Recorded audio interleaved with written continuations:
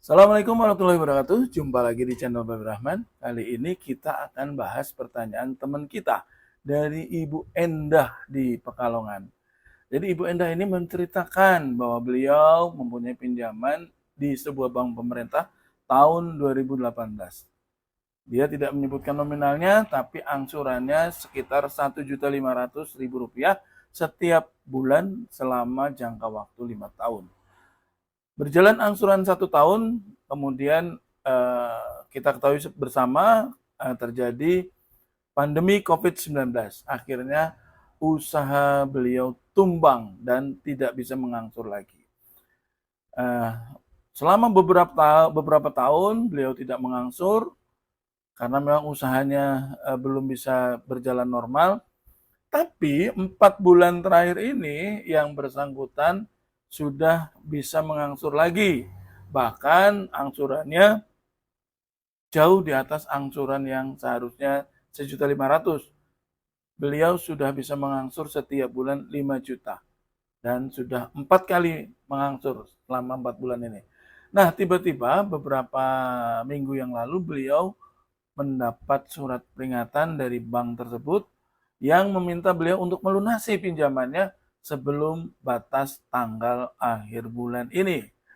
Nah, beliau kemudian bingung gitu ya. Kalau dia harus melunasi saat ini belum mampu. Tapi kalau dia diperkenankan mengangsur sesuai dengan yang sudah biasa dilakukan 5 juta 5 juta mungkin beliau bisa melakukannya seperti itu. Nah, dari diskusi itu saya sempat menanyakan bahwa pinjamannya itu tidak dipasang hak tanggungan dan pinjamannya itu milik tanah orang tuanya yang saat ini sudah tidak ada, sudah meninggal dunia dan saat ini tanah-tanah tersebut sudah dibagi waris. Kebetulan tanah yang buat jaminan saat ini jatuh menjadi hak waris kakaknya, bukan milik dia gitu. Nah, tentu dia juga menjadi panik ya, karena kalau sampai betul-betul dilelang maka tentu akan bermasalah dengan kakaknya. Karena saat ini tanah itu sudah menjadi hak milik menjadi hak milik kakaknya, walaupun sertifikatnya masih di bank. Kira-kira seperti itu permasalahannya. Dia minta pendapat pada saya. Jadi Bapak Ibu, tentang pertama kita bahas dulu tentang sertifikat tersebut ya.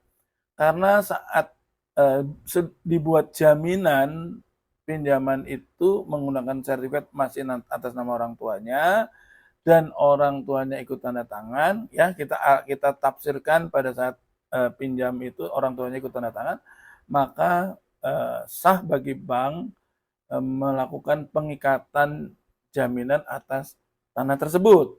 Ya, karena saat itu statusnya masih milik orang tua. Nah, adapun saat ini sudah dibagi waris karena orang tua sudah meninggal, itu tentu hal yang berbeda dan bagi warisnya itu saat ini belum sah karena sertifikatnya masih ada di bank. Jadi statusnya secara hukum masih milik orang tua.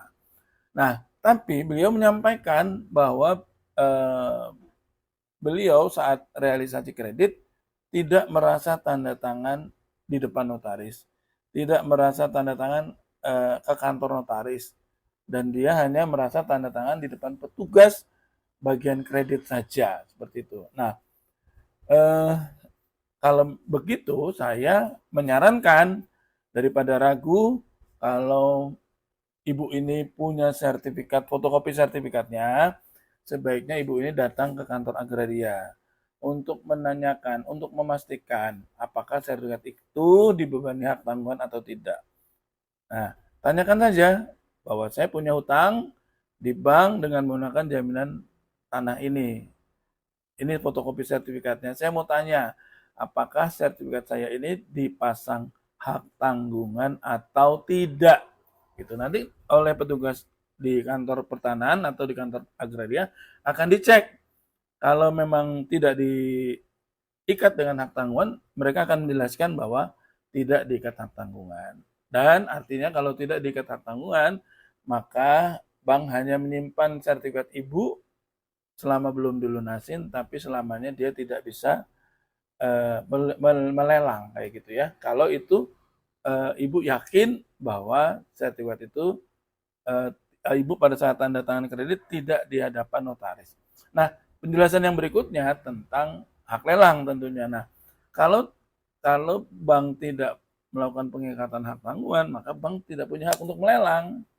Nah, dugaan saya karena eh, ibu ini sudah bisa mengangsur 5 juta sebulan, bank nuntutnya lebih. Mungkin dugaan saya seperti itu. Karena beliau mungkin juga berdasarkan investigasinya, berdasarkan informasi yang diperoleh dari lingkungan, mungkin ibu secara finansial sekarang sudah sangat bagus keuangannya, sehingga dia menuntut lebih. Mungkin mereka memperkirakan ibu bisa ditekan untuk melunasi hutangnya. Kira-kira seperti itu. Ya sah-sah saja ya Bang minta seperti itu. Karena mungkin harusnya kan berarti pinjaman ibu ini sudah jatuh tempo. Kalau bilang tahun 2018 dengan jangka waktu 5 tahun berarti kan harusnya berakhir di tahun 2023 kemarin gitu. Artinya sebenarnya sudah jatuh tempo. Nah, karena mereka mungkin menilai ibu punya kemampuan untuk membayar lebih dari sekedar 5 juta, mereka takut-takutin seperti itu. Nah, itulah yang terjadi Bapak Ibu ya. Jadi kadang-kadang saya mengistilahkan konyol, bagaimana konyol gitu ya. Ketika orang tidak mampu, benar-benar tidak ada, ditekan. Pada saat dia punya etikat baik, walaupun tidak ada kesepakatan, walaupun sedang tidak ditagih, dia beretikat baik, datang untuk setor. Itu pun tetap ditekan gitu ya, seperti itulah kenyataannya ya. Jadi tapi kembali ke masalah awal, saya sarankan lanjutkan saja pembayarannya. Ya, lanjutkan saja pembayarannya. Apalagi ibu meyakini ibu tidak tanda tangan di depan notaris. Berarti tidak ada hak bank untuk melelang. Kalau mereka minta untuk melunasin, ya dijawab aja. Ya kalau ada saya tentunya pengen dilunasin, pengen melunasin. Tapi saat ini karena belum ada, saya mampunya setor segitu setiap bulan gitu. Jadi insya Allah saya meyakini eh, bank tidak akan menolak angsuran ibu gitu ya. Adapun mereka meminta ibu melunasin, ya itu kan permintaan mereka. Juga tidak harus ibu kemudian harus mengada-adakan ya atau harus cari-cari utangan untuk bayar untuk melunasi sesuai kemauan mereka. Nggak harus seperti itu juga. Jadi jangan merubah kebiasaan. Jangan juga harus mengikuti kemauan mereka. Apalagi kalau itu di luar kemampuan ya. Saya rasa posisi ibu sudah bagus. Saya rasa ibu sudah cukup membuktikan etikat baiknya, pertahankan angsurannya dan insya Allah tidak akan dilelang. Kayak gitu ya. Ada pertanyaan juga yang mirip serupa dengan pertanyaan Ibu Endang ini yang di Pekalongan. Namanya Bapak Budi. Bapak Budi ini dari Slawi, Jawa Tengah. Bapak Budi menanyakan bahwa bagaimana Pak kalau misalnya hutang saya itu jaminannya sebenarnya eh, ada di tanah yang sebelah utara rumah saya. Sedangkan yang saya berikan itu sertifikat yang ada di selatan rumah saya. Nah, sementara bank menaksirnya, mengiranya jaminan yang saya berikan itu adalah dengan nilai taksiran harga tanah yang di utara rumah saya. Karena yang di sana memang nilainya jauh lebih besar karena yang di utara rumah saya itu berhadapan dengan jalan raya. Sedangkan yang di selatan rumah saya tidak ada akses jalan karena itu tanah ada menggandeng dengan rumah saya. Jadi tanah yang saya beli belakangan kemudian digandeng dengan rumah saya dan saat ini menjadi tempat kegiatan eh, dia mengistilahkan dia punya bimbingan belajar gitu, tempat bimbel. Nah, ruangan itu untuk bimbel. Jadi tidak ada akses untuk ke ruangan itu, ke tanah itu kecuali dari rumah saya, dari depan gitu.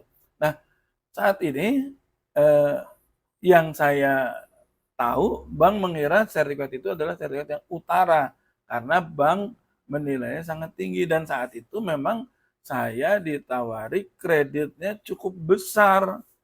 Karena waktu itu saya butuh, maka saya ambil. Nah, sedangkan saya memberikan sertifikat itu, saya lupa, bukan ke sebuah kesengajaan. Yang saya berikan adalah sertifikat tanah yang belakang rumah saya, yang selatan rumah saya. Kira-kira apa yang akan terjadi dan apa yang harus saya lakukan, Pak? Nah, Bapak Ibu, kasus ini unik ya. Pernah saya jumpai juga kasus seperti itu beberapa tahun yang lalu, dan ternyata terjadi juga dengan Pak Budi ini di Selawi. Jadi biarkan saja kalau mereka mengira itu, ya.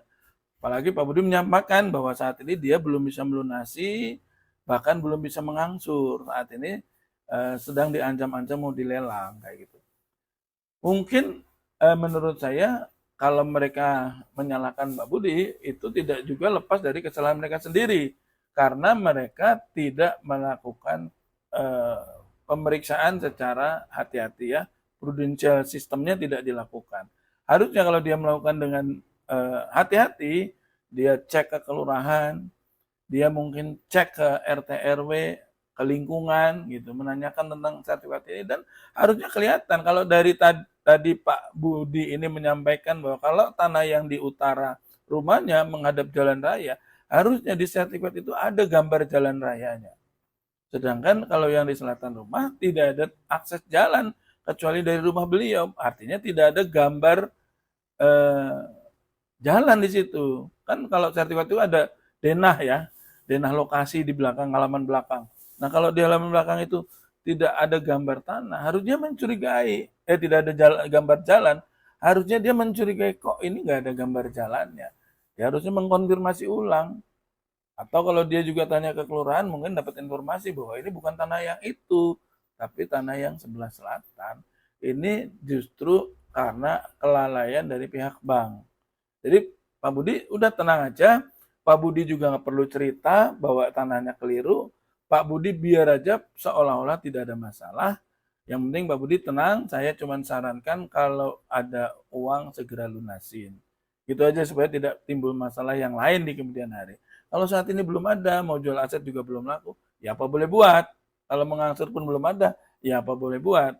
Kalau saat ini melunasi belum ada, mengangsur pun belum bisa, tapi Pak Budi saat ini usaha masih jalan, ya konsentrasi membesarkan penghasilan, ya membesarkan penghasilan, membesarkan plafon pendapatan, gitu ya, perbaiki dulu usahanya, bisnisnya, nggak usah mikir kepinjaman dulu, jangan memaksakan agar bisa mengangsur sementara usaha Bapak atau ya usaha Bapak belum stabil gitu. Kuatkan bisnisnya dulu sampai seperti kasus Bu Endang tadi yang orang Pekalongan, dia saat ini sudah bisa mengangsur 3 kali lipat bahkan. Nah, seperti itu kira-kira ya. Nah, mudah-mudahan bermanfaat. Kita jumpa lagi di lain kesempatan. Assalamualaikum warahmatullahi wabarakatuh.